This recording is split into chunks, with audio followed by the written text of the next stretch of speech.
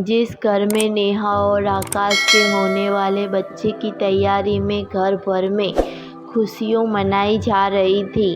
तैयारियां हो रही थी। हर एक सदस्य इस नए मेहमान के आने का इंतज़ार बेसब्री से कर रहा था। तो आज बच्चा होने पर ऐसा क्या हुआ कि घर भर में उदासी छा गई। हर एक सदस्य आपस में मुंह छिपा रहा था, भगवान से शिकायत कर रहा था कि हमारे साथ ही ऐसा क्यों। उधर जब नेहा प्रसव पीड़ा के बाद होश में आती है तो अपने बच्चे को गोद में लेना चाहती है, उसे छाती से लगाना चाहती है, उसे दूध पिलाना चाहती है, पर कोई उसे ठीक से कुछ बता ही नहीं रहा था कि क्या बात है। उसका मन आशंकाओं से भर गया। तब उसने अपनी सास सरोज जी से बच्चे के बारे में पूछा तो सरोज जी ने उसे बच्चे की हकीकत बताई। एक बार को तो नेहा को भी धक्का लगा, पर कुछ ही समय में अपने को संभालती हुई बोली, नहीं माँ, बच्चा तो हमारा ही है, चाहे जो हो मैं उसका पालन पोषण करूँगी। मेरे दूध पर उसका उतना ही हक है जितना गाय के दूध पर उसके नवजन्मे बच्चे का। नेहा की काफ़ी मिन्नतों के बाद उसकी सांस थोड़ा पिघल सा गई। उन्होंने बच्चे को उठाकर उसकी गोद में दे दिया। बच्ची का मासूम चेहरा देखकर नेहा की ममता तड़प उठी।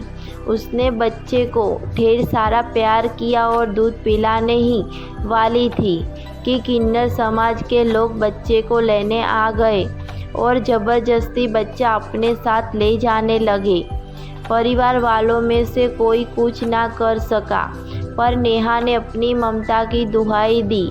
उसकी पीड़ा के आंसू उसकी आंखों और उसकी छाती दोनों से बह रहे थे। उसकी ये दशा देखकर किन्नर समाज की महारानी पद्मा को अपना बचपन याद आ गया कि किस तरह से उसको भी उसकी माँ से अलग कर दिया गया। उसकी माँ भी तरसती रही और उसका तो जैसे सारा जीवन ही यातनाओं में बीत गया। सोचने लगी, कहने को तो दूसरों की खुशियों में जीते हैं हम, हंसते हैं गाते हैं, पर क्या किसी ने हमारा दिल पढ़ा है, हमारी व्यथा जानी है? क्या हम खुद के लिए खुश नहीं हो सकते? ऐसे अनेक सवाल उसके दिमाग में चलने लगे।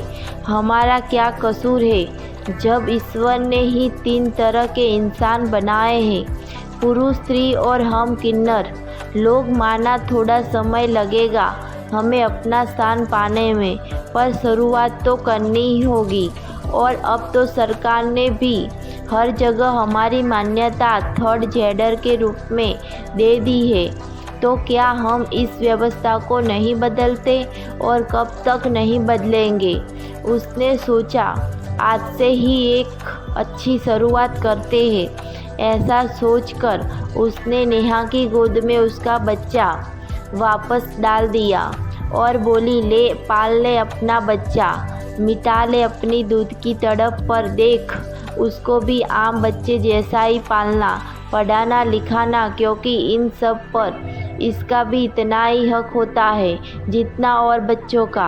और देख, घबराना नहीं, हर जगह तेरा और तेरे बच्चे का इम्तिहान होगा, पर माँ की ममता के आगे तो ईश्वर भी हार जाता है, तो इंसानों की क्या औकात है। इतना कहकर पद्मा ने कुछ लेने के बजाय अपने पास से ही कुछ रुपये बच्चे पर न्यौछावर कर दिए और ज़ोर ज़ोर से नाचना और गाना शुरू कर दिया और सभी को बच्चे की जन्म की बधाई दी।